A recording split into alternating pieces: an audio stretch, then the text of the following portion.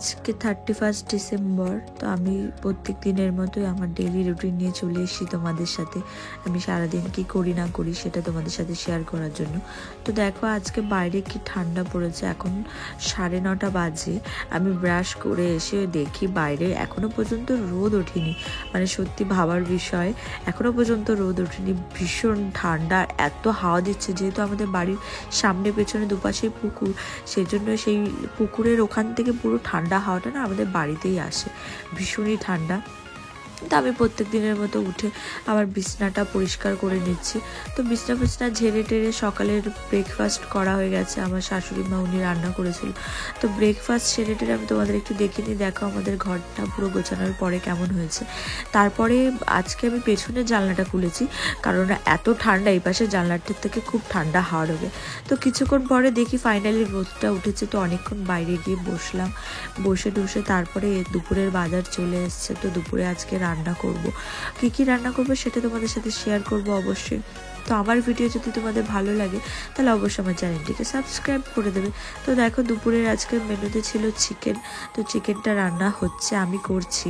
তো চিকেনটা রান্না করে বাসন টাসন মেজে সব কিছু করে খেয়ে দিয়ে ফাইনালি গিয়ে একটু শুলাম। তো আজকে শরীরটা বেশি একটা ভালো লাগছিল না, সেই জন্য কোথাও আর বেরোইনি। তো শুয়ে আমি, ভাই, আমার বর, আমার আরেকটা ভাই, আমরা সবাই মিলে একটু পাবজি খেলছিলাম। তো খেলে টেলে তারপরে কিছুক্ষণ রেস্ট নিয়ে আমার সত্যি ভীষণ মাথা যন্ত্রণা করছিল, সেই জন্য আমি একটু ঘুমিয়ে নিয়েছিলাম। ঘুমিয়ে নিয়ে উঠে দেখি 9:30 বেজে গেছে। তারপরে চলে গেলাম রুটি করতে।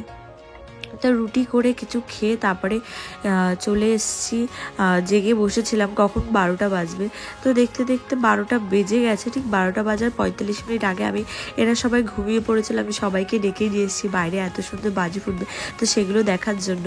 একটু রাতটা জাগলে হয়, যতই হোক চারিদিকে সবাই পিকনিক করছে, খুব মন খারাপ লাগছে। আর আমরা বাড়িতে বসে রয়েছি। তো আমরা পিকনিকটা করব কালকে 1 জানুয়ারি, কারণ আমি মনে করি যদি বছরের প্রথম দিনটা যদি খুব ভালো কাটে তাহলে সারা বছরটাই খুব ভালো কাটবে। তারপরে আমি, ভাই, আমরা তিনজনে মিলে একটু রাস্তা দিয়ে ঘুরে বেড়াচ্ছিলাম ওই রাত্রেবেলা। তারপরে 12টা বাজার অপেক্ষা করছিলাম। তারপরে দেখতে 12টা বাজার ঠিক 1 মিনিট আগে আমাদের বনগাঁতে একটা সাইরেন বাজে। তো সাইরেনটা বেজে যাওয়ার পরে চারিদিকে দেখো কত সুন্দর বাজি ফাটানো শুরু করে দিল। আমরা তো মজা করব কালকে।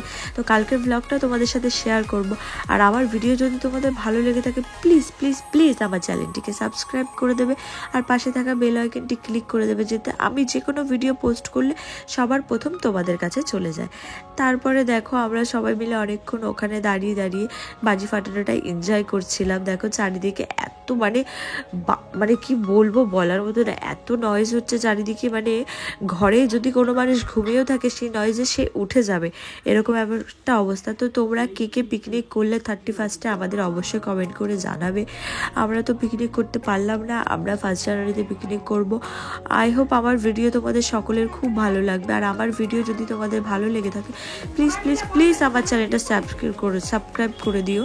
তো দেখো চারিদিকে কত সুন্দর বাজি ফাটছে। তো এই দৃশ্যটা আমি দেখছি হচ্ছে আমাদের পুকুর পাড়ের ওখানটা দাঁড়িয়ে আমাদের মাঝখানে রেল লাইন আছে, যেহেতু আমার বাড়ি বনগাঁ স্টেশনের পাশে। তোমরা অনেকে যারা আমার ভিডিও রেগুলার দেখো তারা জানো। তো এবার ওখান থেকে না ওপাশের এরিয়াটায় পুরো যখন বাজি ফাটে এত সুন্দর লাগে দেখতে, যেহেতু এই জায়গাটা ফাঁকা থাকে। ছাদে উঠলে আরও ভালো চারিদিকেরটা দেখা যায়, কিন্তু ছাদের থেকে আমার এখানটা দাঁড়িয়ে দেখতে খুব ভালো লাগে, সেই জন্য আমি ওখানটা দাঁড়িয়েই দেখি। তারপরে আমি যদি ভিডিওতে কোনো এডিটিংয়ে কি ভুল ত্রুটি থাকে তোমরা প্লিজ একটু সবাই মানানসই করে নিও, যেহেতু নতুন ভিডিও করছি। প্লিজ তোমরা সবাই আমাকে একটু সাপোর্ট করো, প্লিজ। তারপরে 12টা বেজে যাওয়ার পরে এই যে আমরা এখন সবাইকে বলছি হ্যাপি নিউ ইয়ার গাইস। আমাদের ভিডিও যদি তোমাদের সবার ভালো লেগে থাকে প্লিজ আমাদের চ্যানেলটি সাবস্ক্রাইব করে দেবে। এই হচ্ছে আমি, আমার ভাই আর বোন, আমরা 3জন। তো গাইস আবার দেখা হবে তোমাদের সাথে নেক্সট ব্লগে, ততক্ষণের জন্য বাই।